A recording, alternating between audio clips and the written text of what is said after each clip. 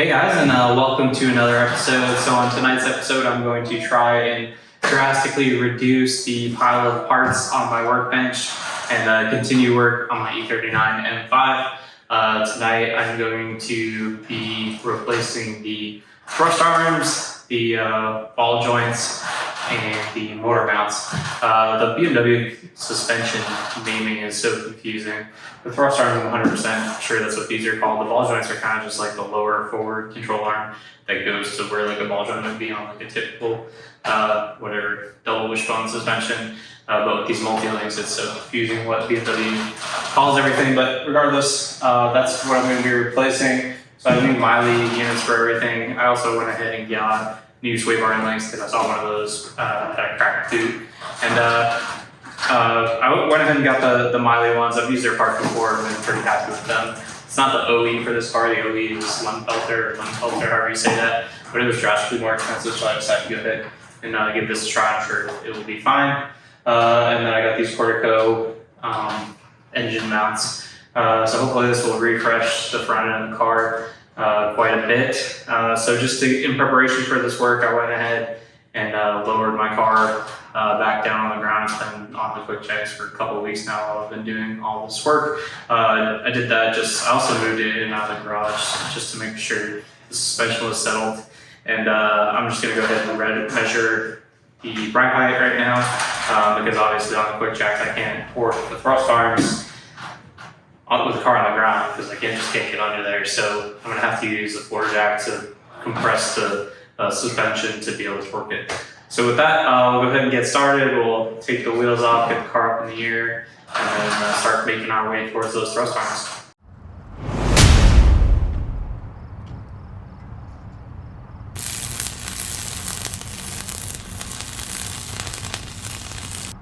So I started out just by marking the strut where it is. I've also pre-soaked all the fasteners in PB Blaster, but I'll probably go ahead and hit them all again. I guess I'll start also just by removing this sway bar link, and then I guess I'm gonna have to put the key in the ignition to move everything out of the way to get to this bolt up there.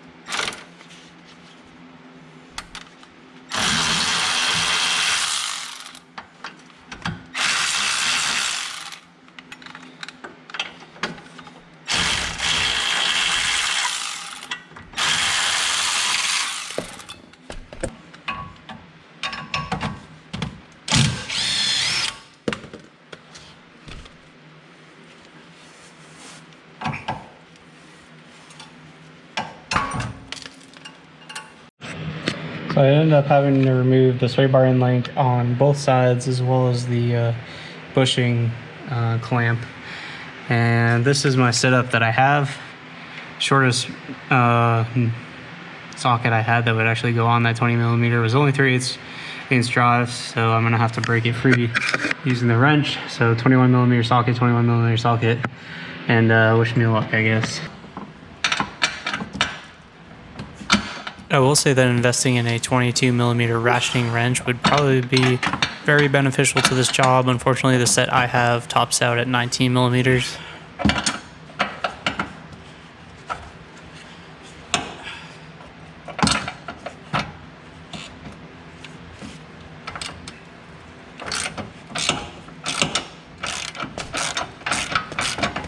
The bolt itself now is hitting the steering rack, so I guess it's just trying to find a sweet spot for where to put the steering rack, which is a pain in the ass to move from under the car. It's a good workout. Oh, there we go. Now it's hitting. God damn it.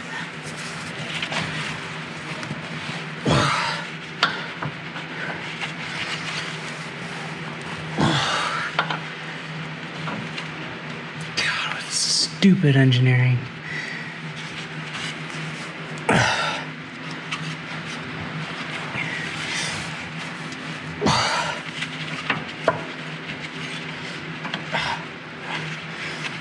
There we go.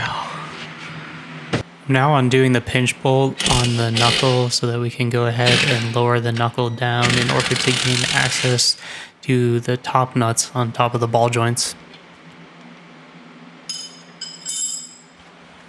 So over on this side, I just went ahead and used the pry bar to push the strut up far enough that it looks like probably can get these nuts off now.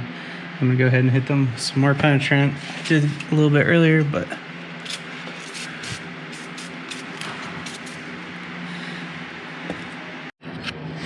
so it takes a lot of patience to get this 22mm nut off.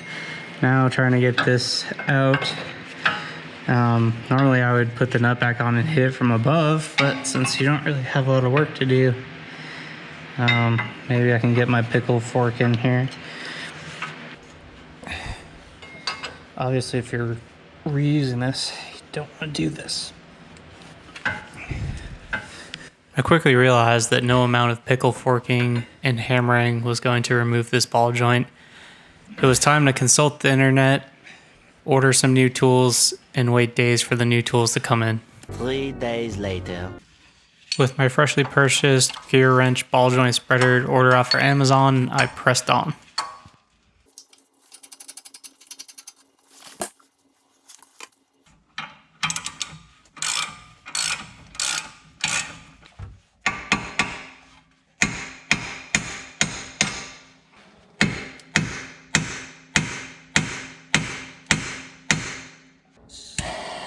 After enough pressure, hammering, and heat, the ball joint finally just let itself go.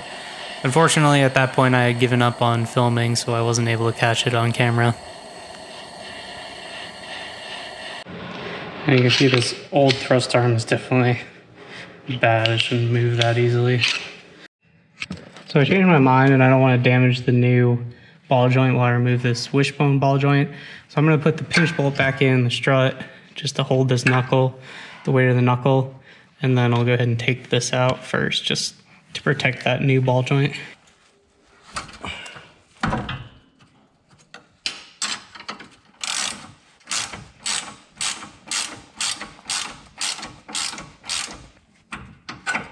As soon as I got done removing the wishbone connection to the frame, I realized that I was going to need it in place in order to remove the top nut on the ball joint.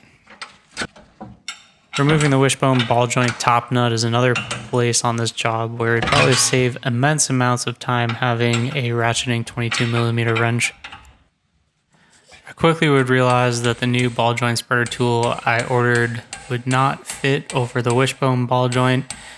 So after much struggling with pickle forks and hammers, another trip to the internet was in store to spend more money on tools that could have been avoided had I done more research before starting the job. 2,000 years later. So with a new Wishbone ball joint spreader that's taller and fits over the wishbone ball joint, I pressed on. It will be noted that the wishbone ball joints were much more difficult to get apart than the thrust arms. And for the passenger side, which is even more difficult, I had to upgrade my torch and hammer in order to get them apart. All right, here's the new wishbone to go in. Again, like the thrust arms, they're labeled right and left. So to assemble this, I put some Never Sees on the taper, so hopefully the next person doesn't have as tough a time as I did getting this off.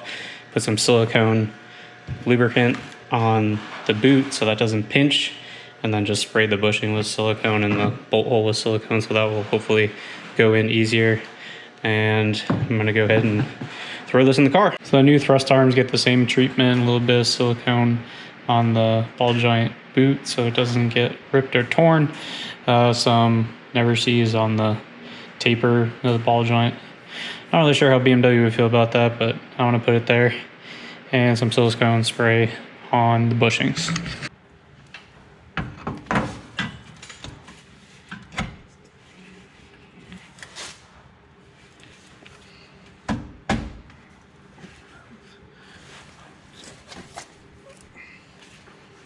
My girlfriend is constantly asking me if I want to do a puzzle.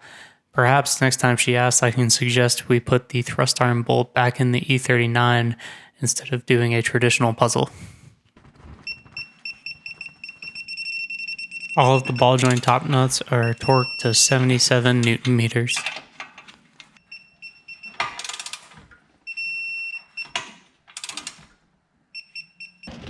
I used the floor jack to raise the knuckle to the previously marked position. The pinch bolt is torqued to 81 Newton meters.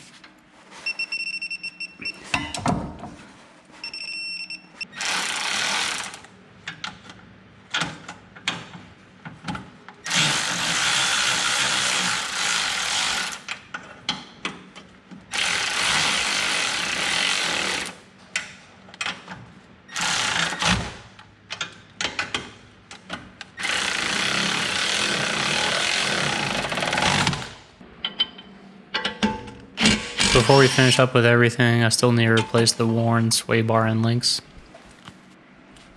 And the torque spec for the new sway bar end links is 65 Newton meters. It is noted that you have to hold the new shaft of the ball joint in order to tighten these nuts. Ideally, you're supposed to have a small, thin wrench set to get in there. I don't have one of those. I just use a pair of needle nose pliers to hold it while I thread that down. Now I'm going to go ahead and torque them to 65 Newton meters. The wishbone is torqued to 78 Newton meters and the thrust arm torqued to 127 Newton meters. I used a floor jack to simulate the suspension being at ride height.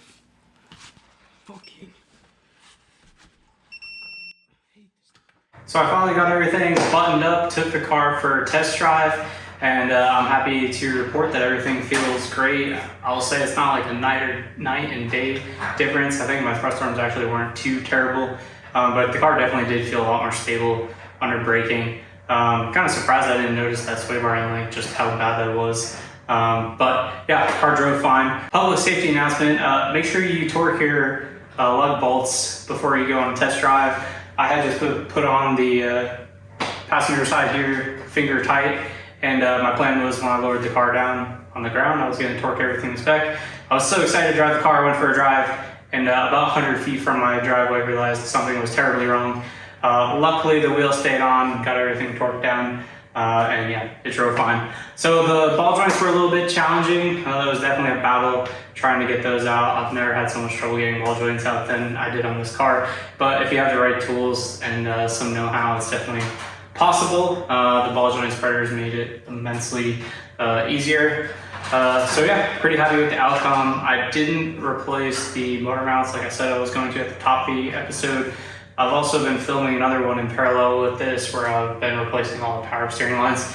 And I just want to make sure I've got all the power steering leaks 100% addressed before I replace the motor mounts, because then ATF will just leak on that driver's side one.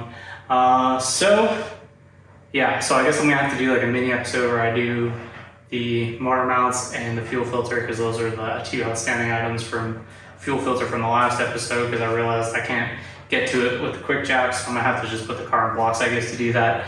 But yeah, that episode I guess will be coming. Also, I am gonna go ahead and order all the stuff to do valve cover gaskets too, because from basically doing the power steering lines and seeing everything down there, I realized I think there's valve cover leaks also in addition to the power steering leaks. So yeah, I hope you guys liked the episode. It was a lot of work, but I'm glad it's done and give me some peace of mind for a long time going. As always, if you really like the episode, then please like and subscribe, and stay tuned for more content coming soon.